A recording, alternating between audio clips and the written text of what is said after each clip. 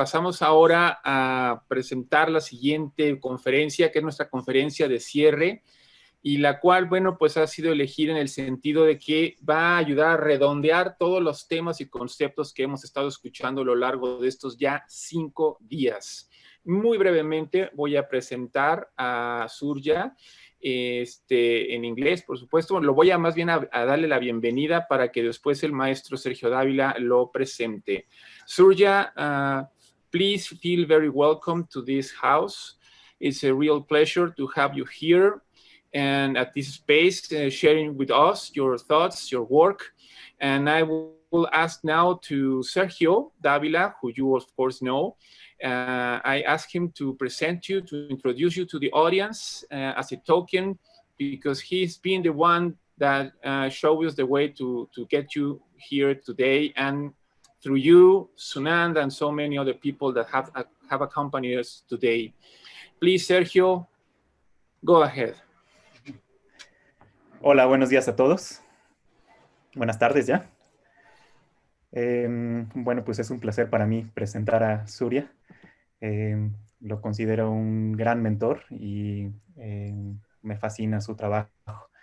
Entonces, rápidamente presentando su perfil, el tema de la conferencia que nos va a dar es Unleashing Swarm Creativity to Address Big Challenges.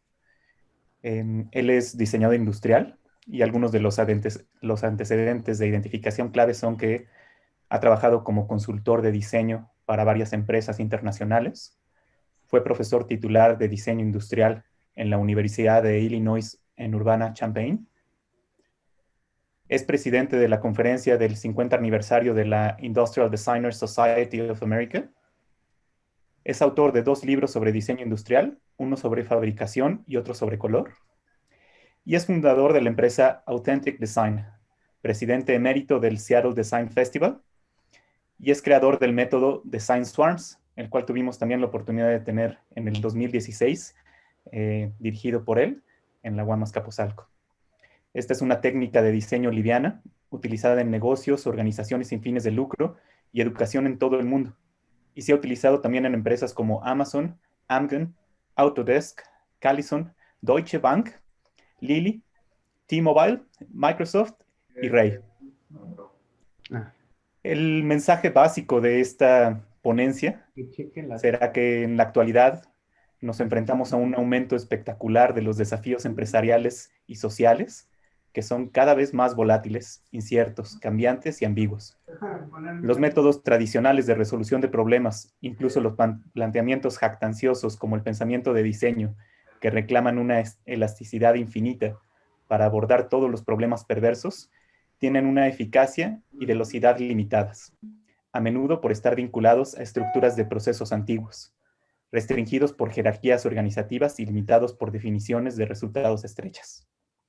En esta charla, Surya Vanka describirá un paradigma emergente que está tomando forma y que combina el rigor del proceso de pensamiento de diseño con el poder creativo de enjambres como el control descentralizado, la colaboración indirecta y la imitación adaptativa. Nos describirá la plataforma Design Swarms, una superposición de creatividad de enjambre con enfoques basados en el diseño, que ha demostrado ser un enfoque notablemente poderoso para los desafíos de nuestro tiempo. Y el objetivo en general de esta plática será dar rienda suelta al pensador de diseño en cada persona, en cada uno de nuestros asistentes y en cada organización para convertirse en un creador de valor. Surya, it's a pleasure to have you over here with us. Thanks for attending this conference.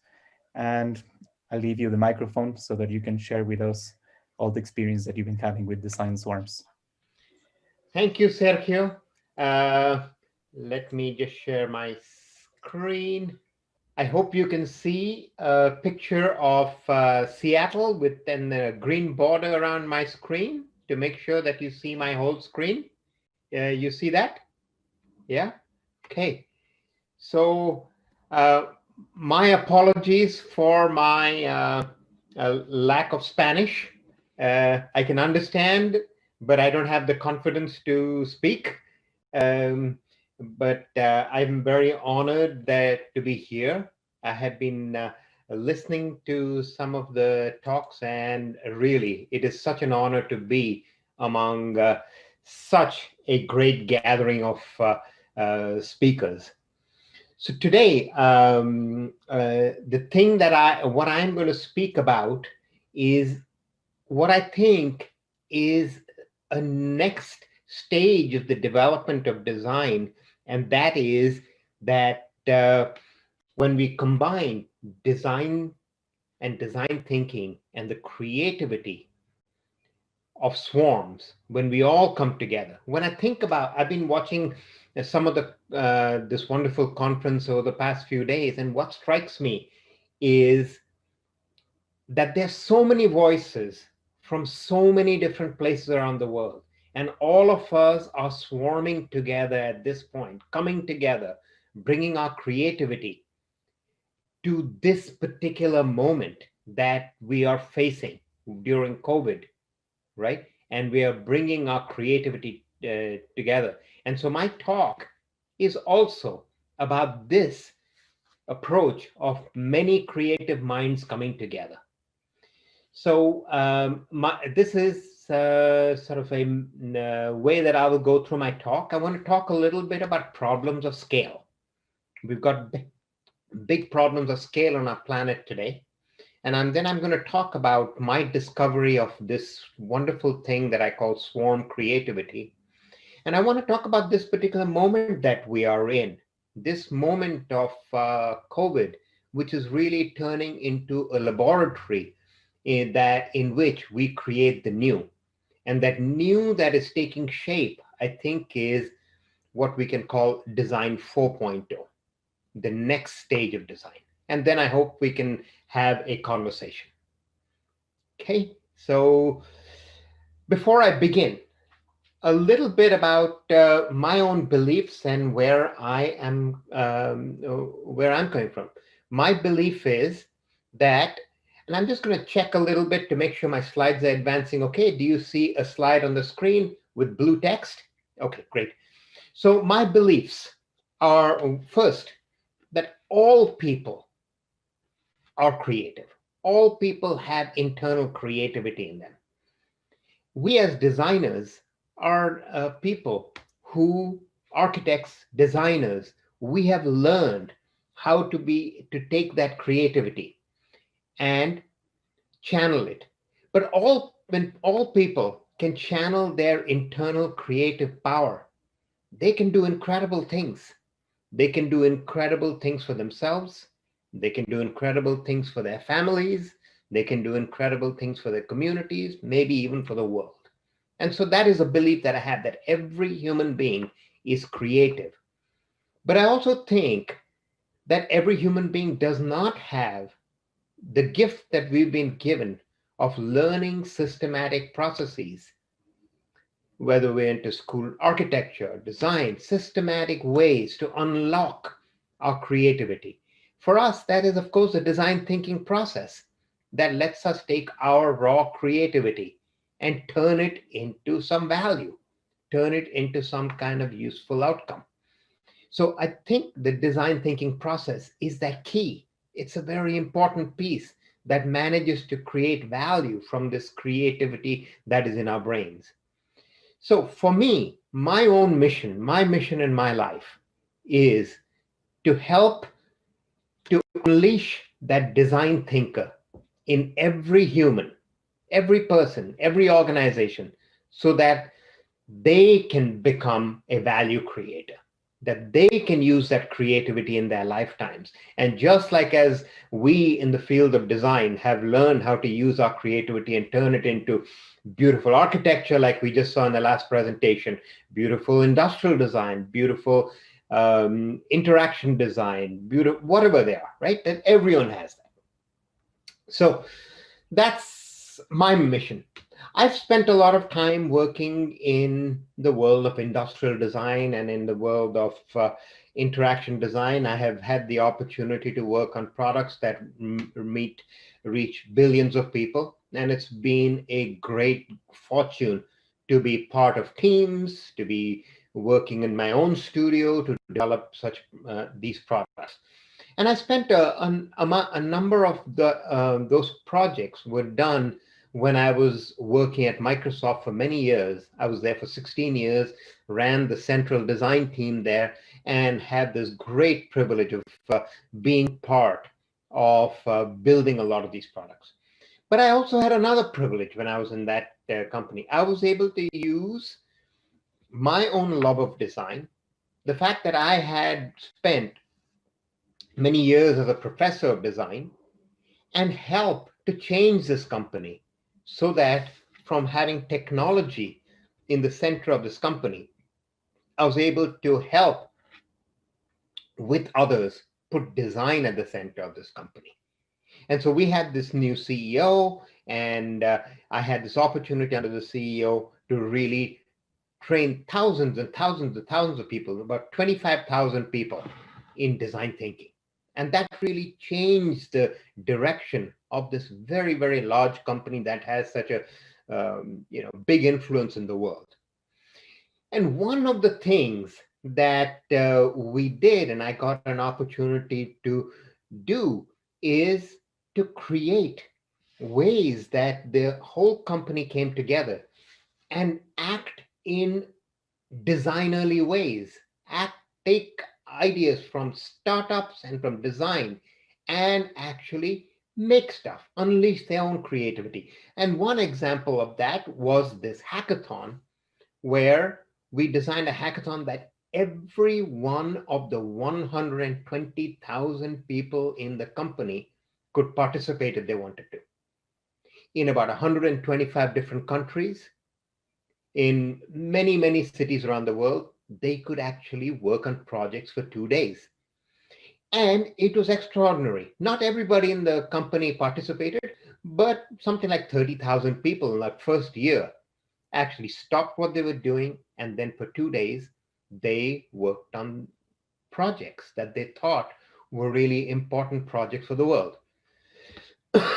And there was one project that I watched. There were many projects that had amazing results, but there was this one project that really changed the way I thought about the world.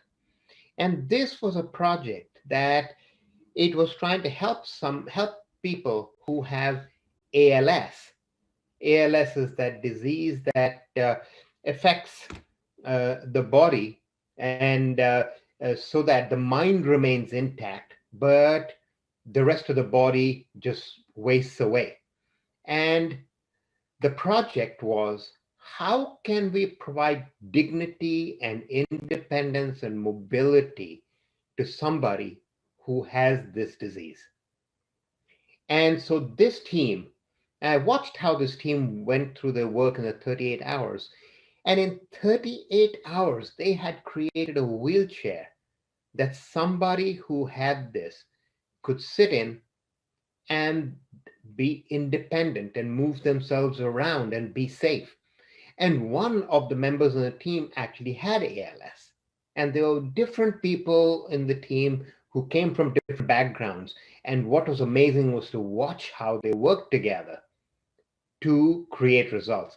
And what I saw there and saw in the other teams during that event made me think really about the power and the beauty of when we have swarms of birds, flocks of birds, they're fishes and all, and how they have this intelligence that comes together when they come together in a group, and there's some behaviors that help them to move together and create results that is more than just individuals can create. And so I was getting really interested in what I'd seen there, and I started to research that.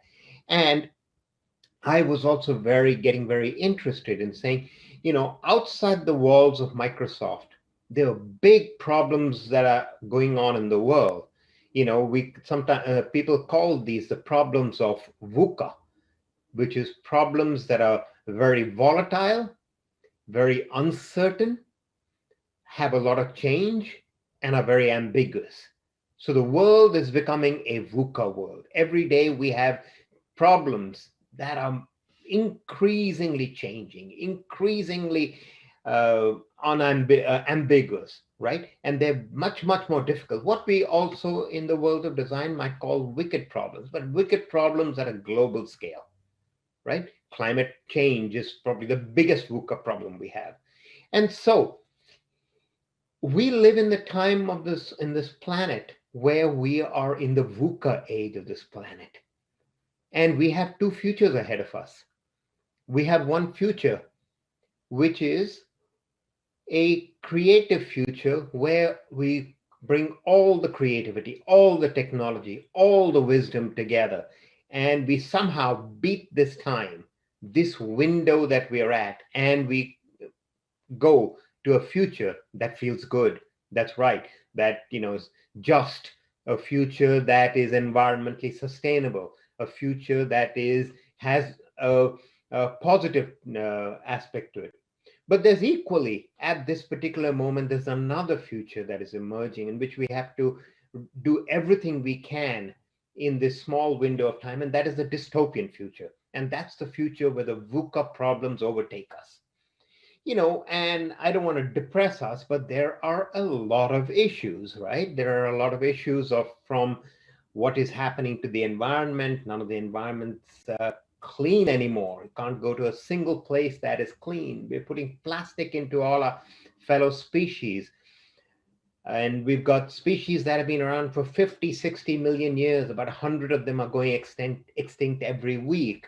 And we are finding that now some of the basics like water and air, we're having challenge breathing them.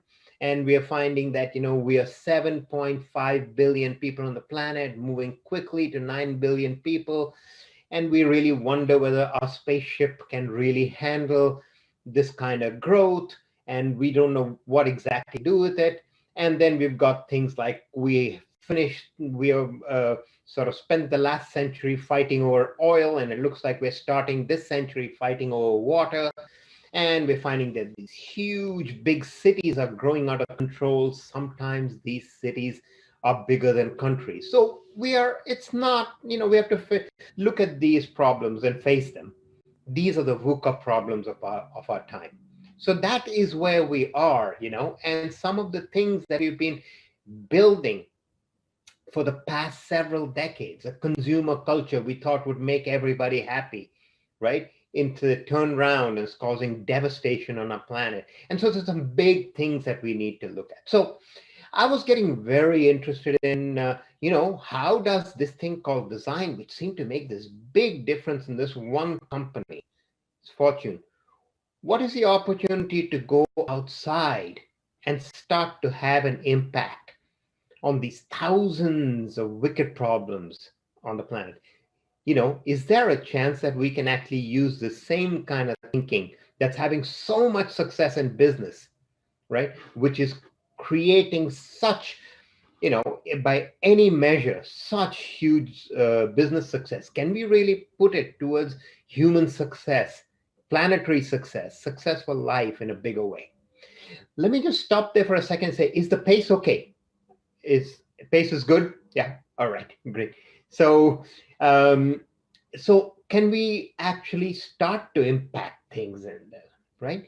And of course, I believe we can, because we have this huge reservoir of raw creativity, right? There's a lot of raw creativity that we have available to us. And then if we have this almost magical formula called the design thinking process, which, I have designed automobiles, I have designed software, I have designed learning, I've designed spaces. And every time I've designed something, I have used only one process. And the process doesn't break.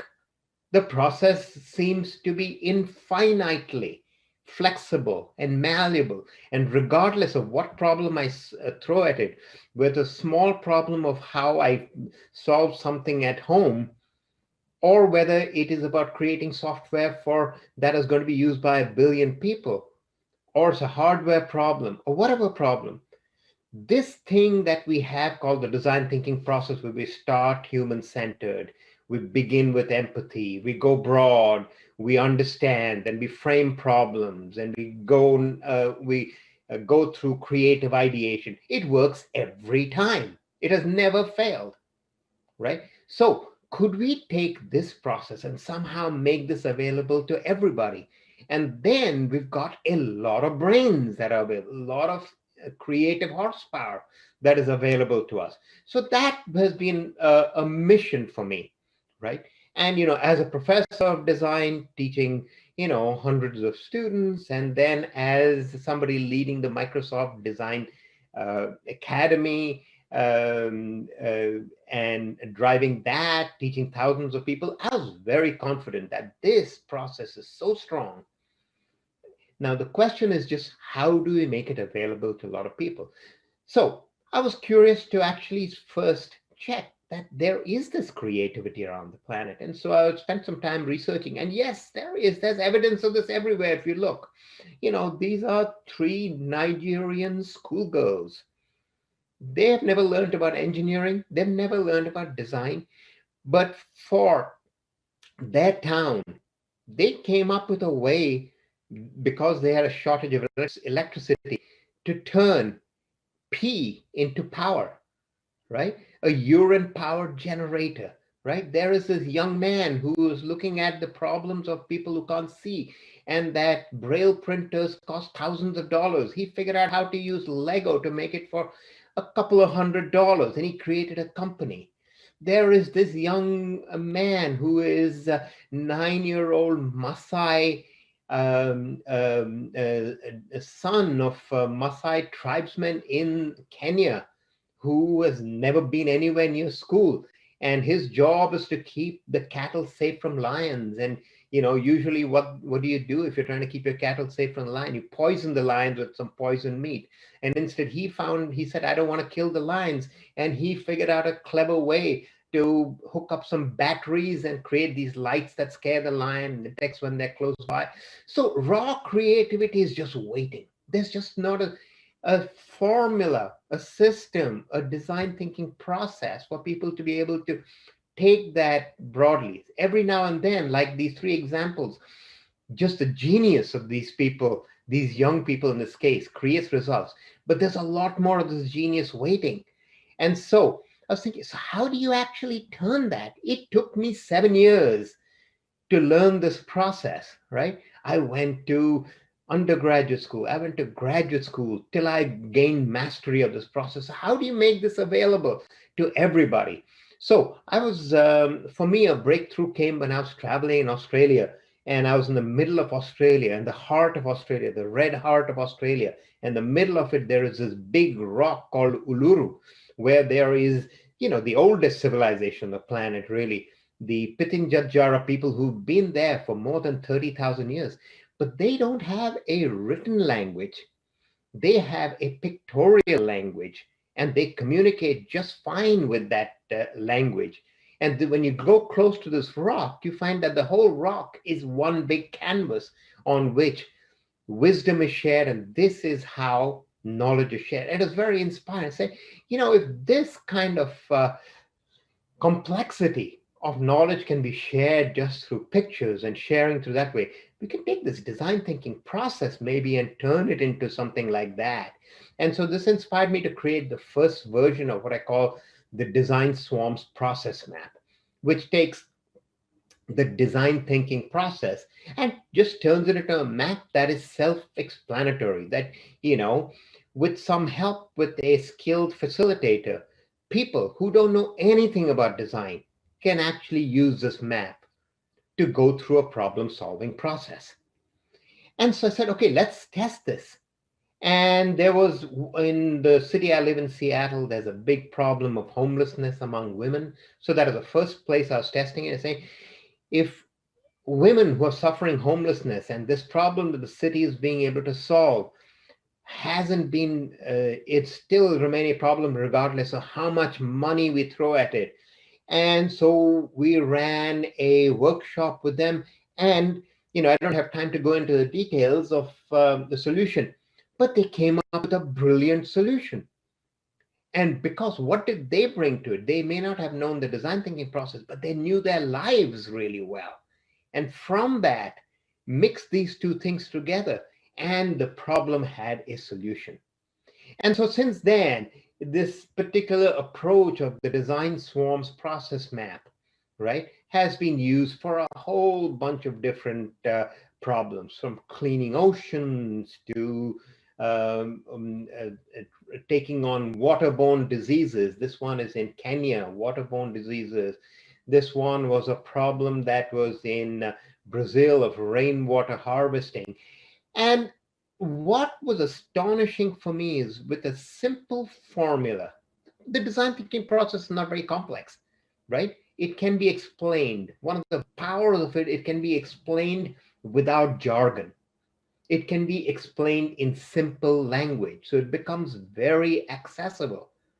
And because our first language is the visual, we don't need to be taught the visual. Everyone around the world understands the visual. We have something that we can use, that people can start to use it. So it was really inspiring to see how many results were coming out of that, with very, people just working on a shared problem solving surface, doing two things. First, systematically exploring problem space. And after exploring problem space and understanding what the problem is, moving to explore solution space. But as I did that, I realized something. There are different kinds of problems in the world. Some problems are like this. They require early exploration and understanding. They're front-end problems, fuzzy front-end problems. There are other problems that are like this, that require a lot of iteration, right? And then there are problems, and many of our VUCA problems look like this, right? So there are problems of all different shapes. You can't use the same problem-solving surface for all problems if problems have different shapes. So I took this and took this canvas, this process map, and turned it into like a Lego kit. And so this Lego kit can just follow the shape of the problem. And depending on the shape of the problem, you can bring different pieces of this together. And maybe sometimes you just need a very little problem solving surface. And so this is an example of now the new process maps that actually piece together like Lego kits.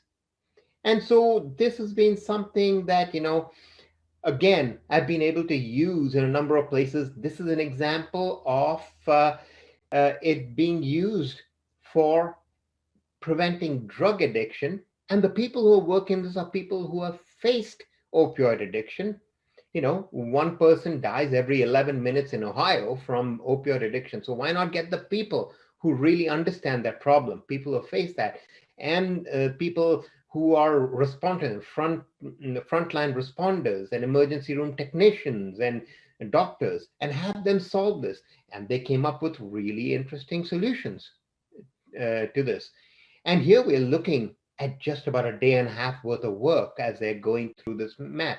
And none of the people in this room was a designer. There was actually a couple of designers who were design students, but not all of them were designers, right? So how does this look like as they're going through a process? They come together, they form teams, they understand the person they're designing for using very familiar methods such as inclusive personas, day in the life diagrams.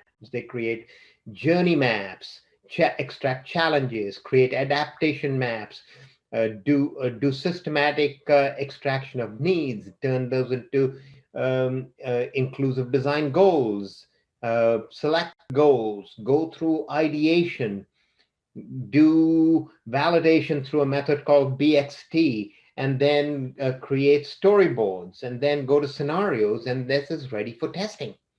So that's the process.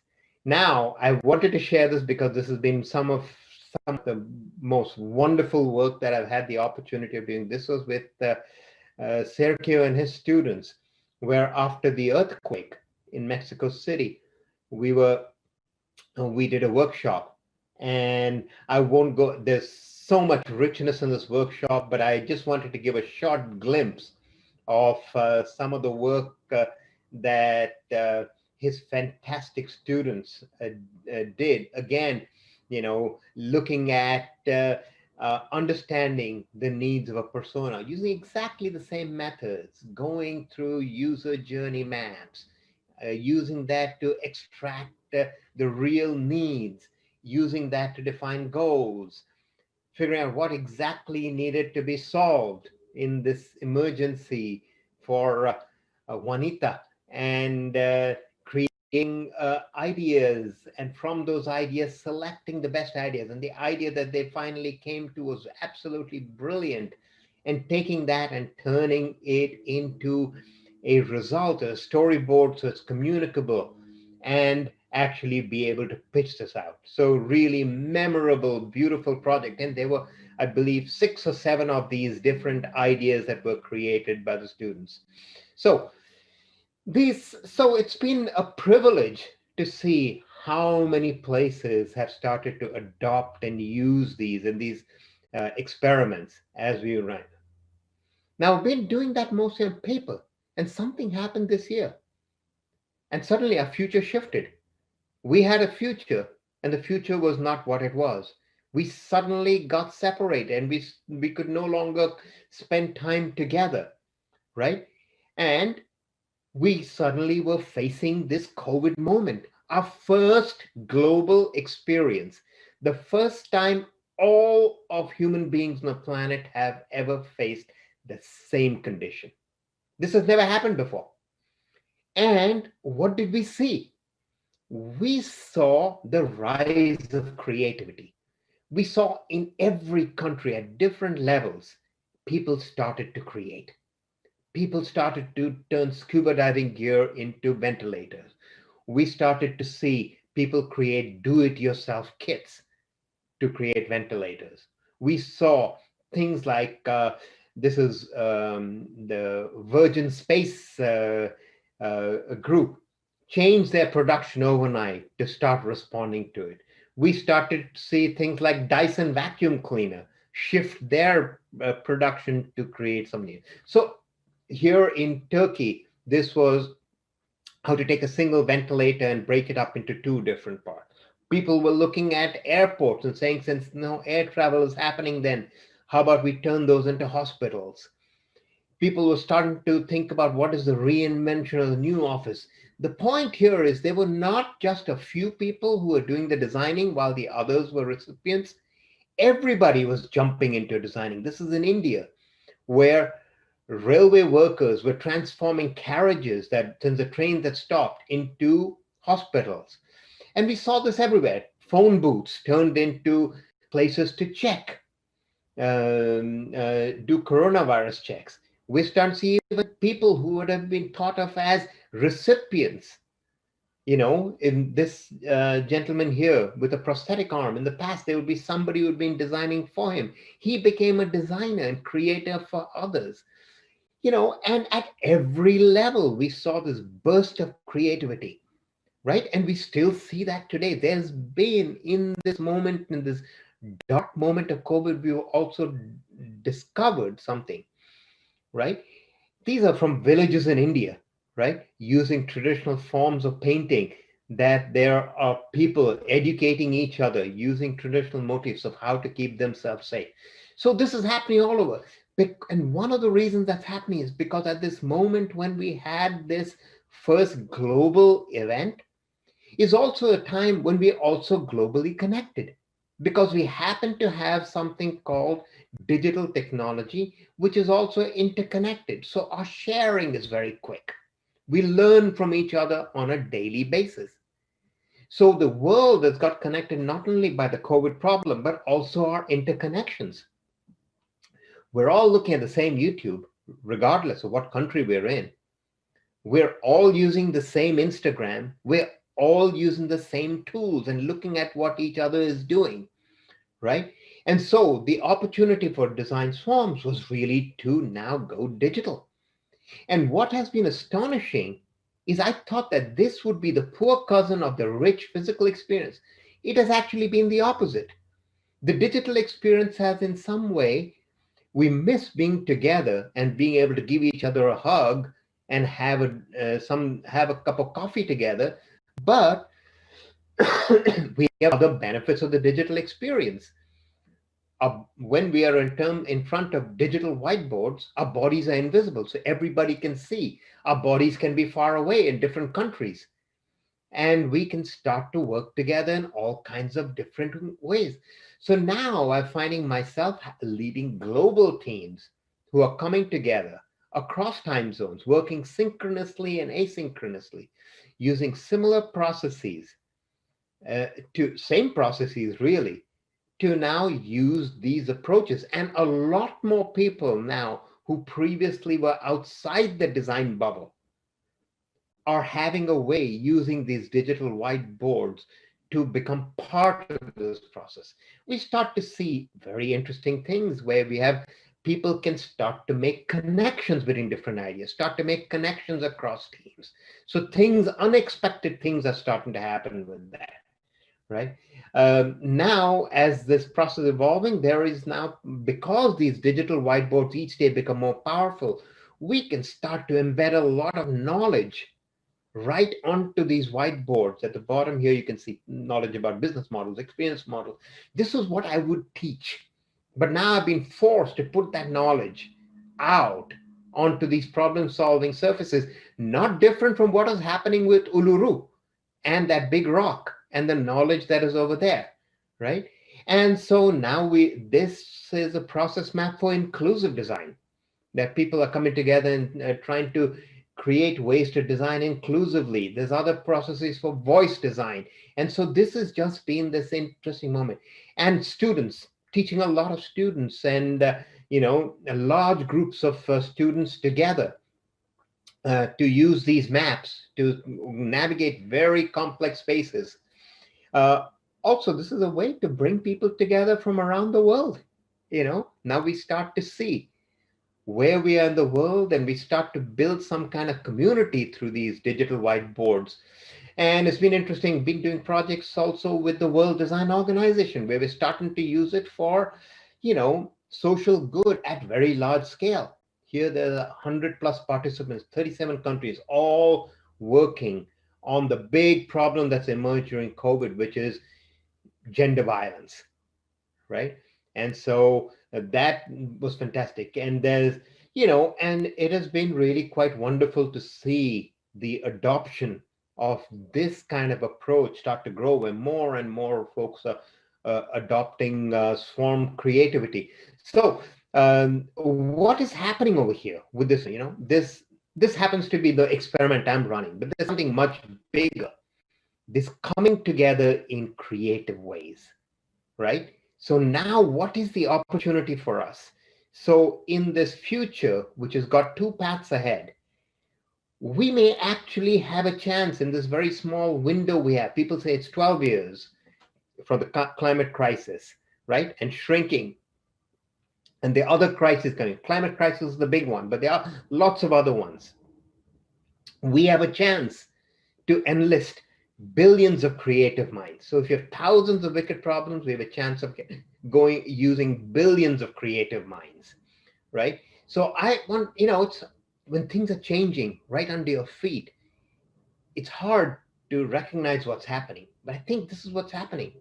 There are entire decades where nothing much happens. Small incremental change happens. And then just a few weeks where entire decades are happening. We are standing at that moment right now where entire decades are happening in these weeks. And what is happening? We can see design has somehow come to the center. Now, design used to be, we can think of design as design 1.0 was design tied to primarily its visual and aesthetic aspects. And that is design 1.0, designing communications and products. Using all those things that designers do well, which is understand the visual, understand balance, symmetry, form, figure ground, all of that. From there, we went to design 2.0, where we started to think about experiences beyond the visual. What are entire experience? What are the stories around that, right? And we saw it throughout the conference. People were talking about, both levels, the experiences and services. And we went to design 3.0, which has been incredibly successful around the world of organizational transformation. We see these spectacular stories mostly in for-profit business of the success. the stories of the Apple, the early story I talked about the Microsoft, and all these kind of stories around the world of huge organizational success based on design, right? Now we move to design 4.0. We have to move to design 4.0. And during this moment of COVID, we're seeing glimpses of that. And I think when we recognize that that is where we need to go, and that this is not going to be the same kind of competitive motive in design 3.0, but a collaborative motive in design 4.0, we have to take this solid, wonderful thing called design, so powerful, and now think about how it becomes this force where we start to come together on a global scale. And for me, that is this mission and the opportunity, right? The opportunity of really creating this design-powered planet. If we have this magic formula, let's use it to advantage to really start to make some change. And so, in wrapping up here, we live in this VUCA moment, lots of problems of scale. And these problems of scale are very local. They're emerging everywhere. They seem to overpower us. But we've got a lot of human creativity erupting everywhere too. And when we can capture that and use form creativity, we can actually make a pretty good shot at making a big difference in this. So Design 4.0 is what I believe we are headed towards. And as this conversation has been going, this is what, it's not going to happen by itself. It is going to depend on people like us in this room to steward and move it towards that space. Thank you. I will stop there, and I think we got a few minutes for questions or a conversation, really. Yeah. Well, thanks a lot, Surya. It's been an inspiring conversation, and it's really beautiful how you shift the perspective of this situation. Whereas many of us are, disappointed about the situation and like feeling isolated, you're bringing a perspective that is connecting, and is bringing us that togetherness that is difficult sometimes to appreciate. That's right. I would like to read some questions. If I can, I will start with one that in this shift of the design that you are mentioning from design 1.0 to design 4.0, I've been researching about the idea of industrial, for the last name of industrial design.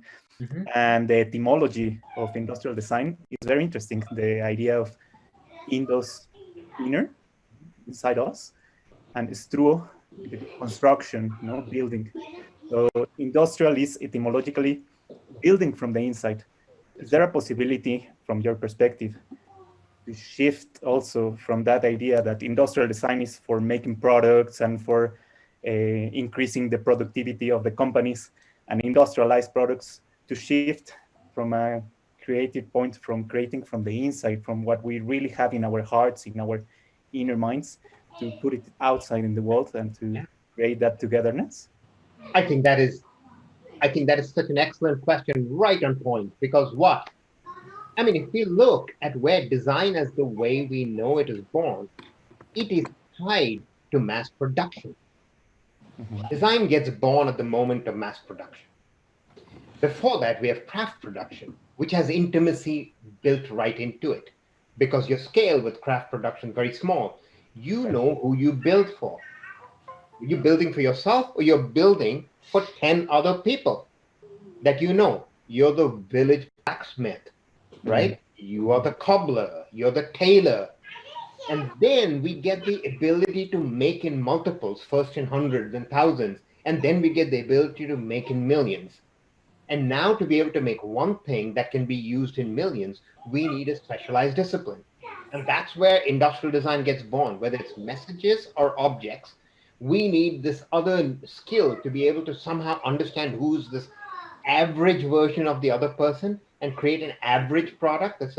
And obviously, it is driven by the interest of the producer, right? To be able to sell millions of something. Right. Now, as we are seeing, one of the other phenomena that's happening is we are moving towards markets of one. We are returning to a place with the additive manufacture, 3D printing, all of those things are tending to move us right back to craft. In the there is a future where there is no more mass-produced product. Every car in the world is only a single. Every pair of shoes is only a single. As our platforms start to pull in more and more people and give them power to design. Think about Nike ID, right?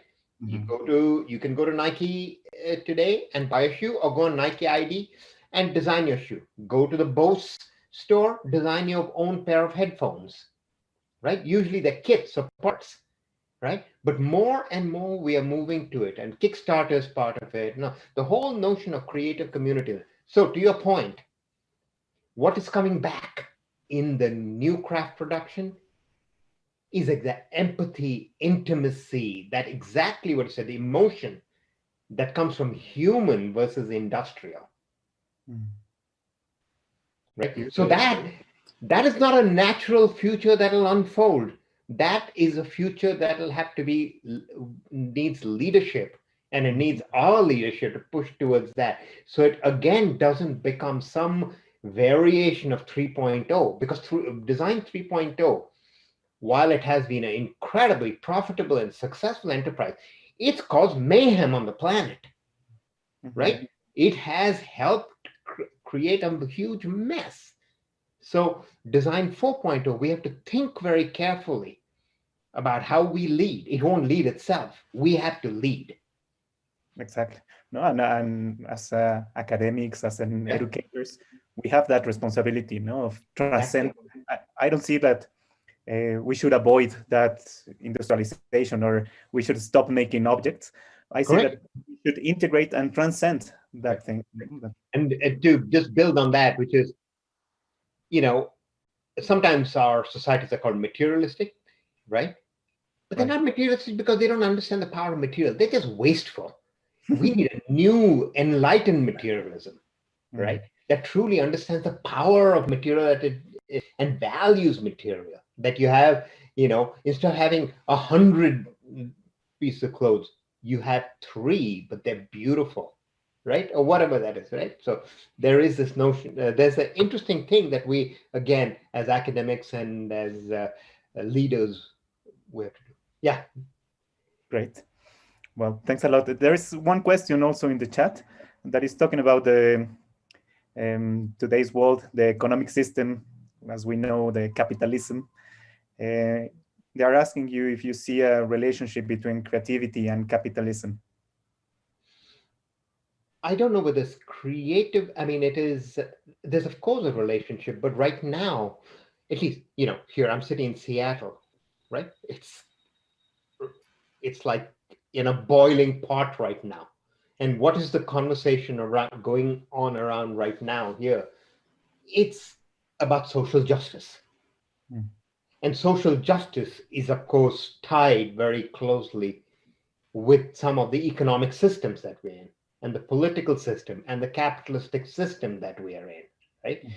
So the way I'm seeing it, and the people I follow, and the work that I'm seeing, is I'm seeing creativity as a way to be a counter to this sort of dumb system that is just, this pursuing profit at any cost, right? So that's where I see the relationship emerging. And I'm sure there are multiple relationships. I can't give a definitive answer, but from my point of view, that is what I'm seeing, and it shows up in a simple way, right? The city is shut down, but because of everything that's happening, social justice and the unrest, a lot of shop windows are being broken and looted. So there's plywood everywhere. But what has happened? Artists have taken over the city and turned it into a beautiful new place with messages that are views of what the future should be. Great. Okay, may I ask you something? Yeah. I would like to take this conversation a little bit into the core of design thinking, or even other, well, design thinking is a proposition from the management, as well as lean design is another proposition, proposal from engineering. But at the end, at the core, leaving creativity a little bit aside, I would like to bring about Thomas Lockwood. I go with him when he says that design thinking is a reunion of a collectivity of thinkers, but not about the way they were for they have the scholarship formation or education, but the way they really think. You can be inductive thinking, you can be collective thinking, you can be deductive, inductive, or which it is mainly the way or the type of thinking that characterizes more the designers, that is abstract thinking. But how can you play with it? Because it's like we have these models. Right. Where you can interpret the design process, but that's linear. What about the way you think transversal?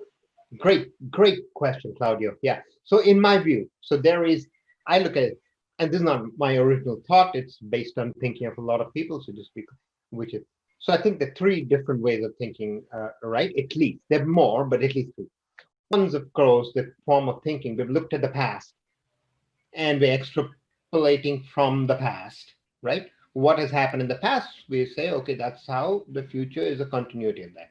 The other one is we hypothesize about the future. We say this is scientific thinking, right? We do that, right? So I'm obviously inductive and deductive thinking. Think the power, what sets aside design thinking, other than the fact we're designers and we want to call our form of thinking separate or some sort of thing that we want to feel important. But I think there's more than that. I think the form of thinking that not just designers, but designerly thinking, which can be practiced by anyone, and this is sort of my mission, is abductive thinking. So abductive thinking is thinking about what might be, because at the core of design, it is future oriented and optimistic. You have no reason at the beginning of a design project, you have no evidence to suggest that you will go to a successful outcome. You have nothing. It should be hopeless. You should feel hopeless at the beginning of a project, because here you're seeing problems you solve, and there's nothing suggesting to you that your ambition of being able to create this beautiful, elegant resolution of all the forces, and you come to it. Yet, we learn after doing this over and again that at the start of a project, regardless of how complex the project is, we are filled with hope and optimism and confident that we will shape the future. That is abductive thinking. The thinking of what might be, right? And therefore, it is not just methodological, it's also behavioral. There's certain kinds of mindsets and behaviors, right? And unlike many disciplines, this is exactly why design cannot happen outside our bodies. We're depending on signals of how we feel. When we come across the idea that starts to fit, we feel a feeling in our stomach, right? It is because we are hope, optimism, faith that you'll get to a solution is very important. So I think that's kind of what's happening. This doesn't mean that it is an artistic exercise. There is some artistry to it, but it's not primarily artistic. It's a rigorous, systematic exercise.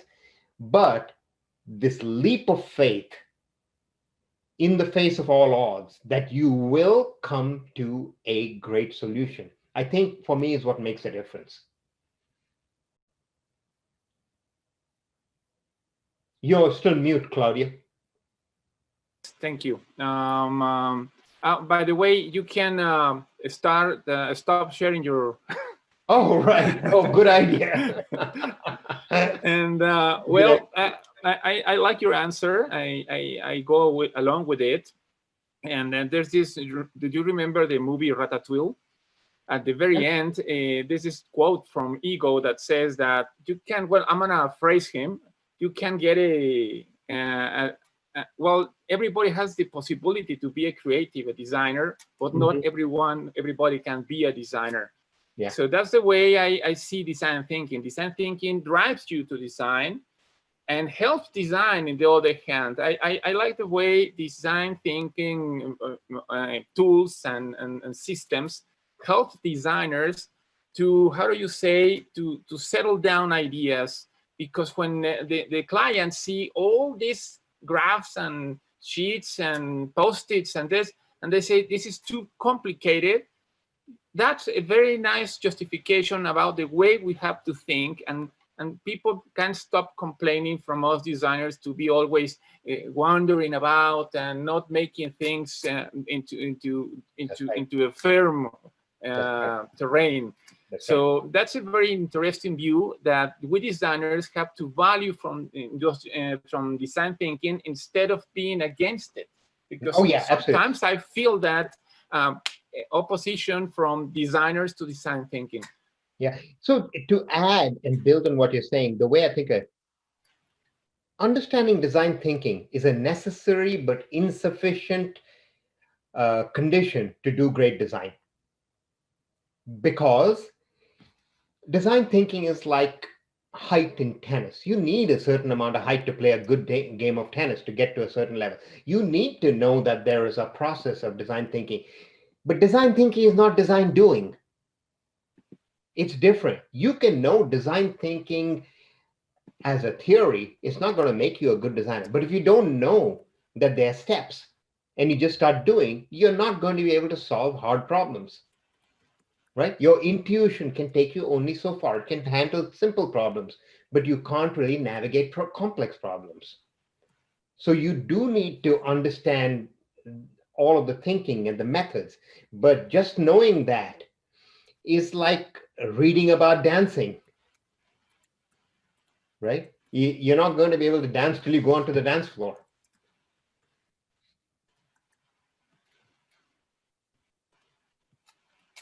Go ahead, Sergio. Well, thanks for the answers. Claudio, would you tell me how much time do we have left? Well, we have some 2 to 3 minutes. Hey, for a final 3 minutes before we go ahead with the conclusion and our concert, and of course the closing. May I take 15 seconds of the 3 minutes? Thank you for putting together such a fantastic conference. It's just been so much inspiration. I can't wait. I haven't seen all the talks, but I'm looking forward to going through the talks. So I want to congratulate you and thank you for doing this.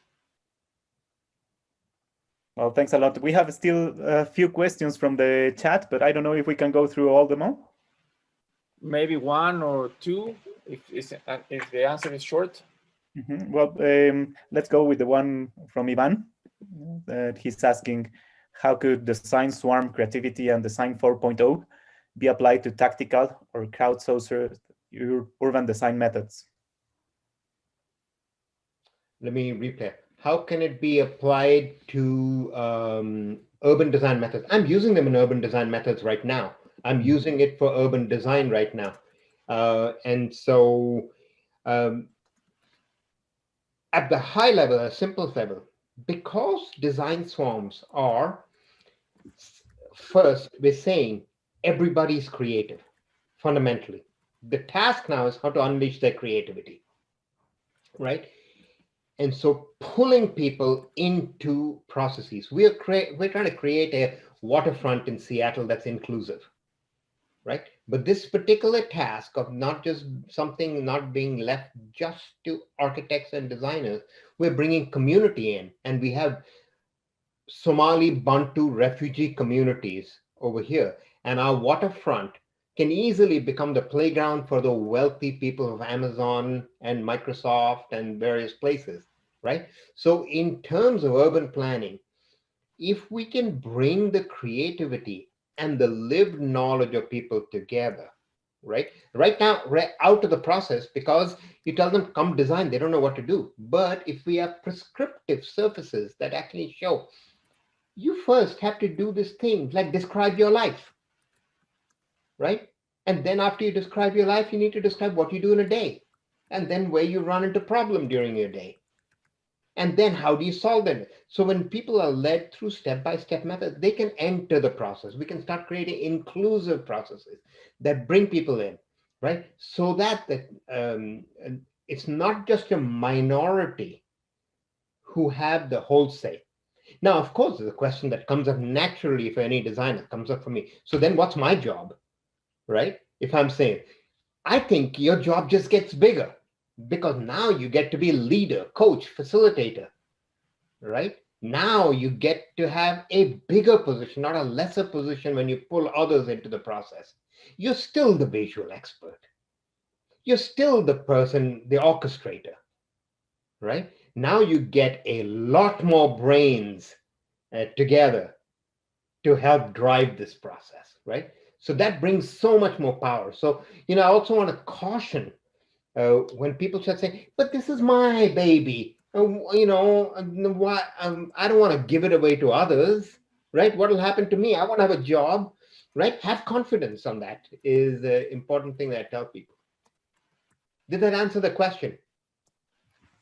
I guess it does, no? And it connects also with the last question from Claudio. Yeah. I also put a little bit of my beliefs that is from Mancini, that everybody can be a designer, everybody has the potential, but we need some method, some practice to do it, and to not to end up with just a gimmick, or something strange, but some. For me, that there's a frame that I want to offer. I know we're almost out of time, and that frame is the way I like to frame it as there are 3 levels of design capability. There is, you can be design literate. This is what everybody goes and does the 1-week class on design thinking or 1-day workshop, right? They are literate. They know something exists in the world called design. The important thing is that they don't mistake that has turned them into design. There's the next level, which is design mastery, right? Now you know independently how to navigate your way through a project, and you know what to do at each stage. And there's a third level, and that's design fluency, which is not only can you do it, you can lead others through the process, right? And you can adapt to complex, dynamic VUCA problems, right? So that, we can't think of it as monolithic. There is this debate, right? And so the opportunity in Design 4.0 is for skilled designers to be those fluent orchestrators of massive projects sometimes, right? It's Sunan spoke, and you saw, I hope if you missed his talk, do see his wonderful talk that he gave. And with Sunan, we're collaborating very closely, and we're having projects where there are 130 students, freshman students, who have never heard about design before, who in 90 minutes, because of swarm creativity, are creating breakthrough ideas, right? Now, those students have, in terms of their design thinking capability, I won't call them either designers or design thinkers. They're situationally being able to exhibit those behaviors. Those will evaporate after they've stopped being facilitated through that, because they're not internalized, right? But they're still able to deliver results. The ideas are astonishingly powerful. Can they replicate them? No, not yet, right? But they are literate. They know what it felt like to create this thing in the world. They don't know how to repeat it again till they do it many, many times independently, right? So there is this sort of different levels of capability. We need to be very careful about understanding what is that capability. Because at this particular moment, there's a lot of people claiming to be designers because they took that online workshop for 2 hours, and because there's no jargon in design, right? Everybody can say, yeah, first you empathize, then you define, right? After you define, you ideate, and then you prototype and iterate and iterate. Got it? I'm a designer, right? So that's the thing also, as design educators and designers, we have to be very careful and rigorous in our thinking. Right. I'm going to gather the last questions into a single one. Okay. I'm going to try at least. Yeah. I think it has to do these levels of designers with the difference that you put between the 3.0 and 4.0. That is the question that Nita is putting. Is there a relationship? Is there a difference? And what would be the really big difference between 3.0 and 4.0?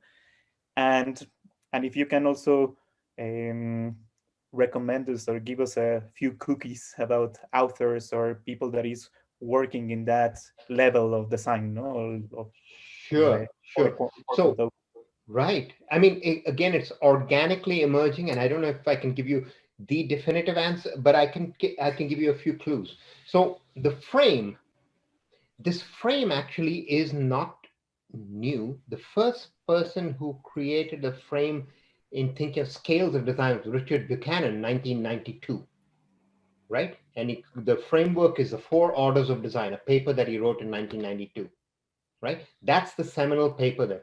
Then you can look at the work of G.K. Van Patter, where he takes that work and takes it further along and talks about the framework of 1.0, 2.0, 3.4.0, right? And then there's a work out of Carnegie Mellon around transition design. That's also a very important piece of this. So this is emerging at multiple places. This is just like this I talked about, you know, how this moment that we're in, it's hard to know because so much is changing. I would say today, you know, we have a sense of urgency because our backs are kind of to the wall right now with the crises that we find ourselves, right? And there are a few people who are recognizing it, and there are probably about 10 places in the world that the new is being born, right? The nice thing is if you can start at any of these things, look at the work of what's happening in transition design, you'll see it connects to some of the others. So there's something that is developing, this connection of people. And, you know, these days I'm not an academic as much. I teach, but I'm mostly in the business. I'm more of an entrepreneur, building out design swarms and building something called a cloud software to help drive this. There are others who can answer that question before, who are really researching that. But a great place to begin is these 3 dots, right? And you can connect from there and go further. Okay, thanks a lot, Surya. I will add just one author, Arturo Escobar, that is also working in the transition design program that it's in Carnegie Mellon. That is also amazing, no? And it gives us a perspective from the Latin American countries as well. Yeah. That's it from my side. Thanks a lot for your participation. Thank you very much. And I'll give the word to Claudio. Well, Surya, it's been a real pleasure and a very enlightening lecture. Now you have lectured us. Thank you. And well, there's nothing less to say but the joy of having you and all the participation from our audience, and to invite them to the closing concert and then again the closing session of this really fantastic and, well, very outstanding, should I say, 14th Congress of Administration, Management, and Technology for Design, Architectural Design, and Engineering. Moisés, I guess you're going to take the word. Moisés, supongo que tú tienes la palabra, te la dejamos. No se vayan, bienvenidos.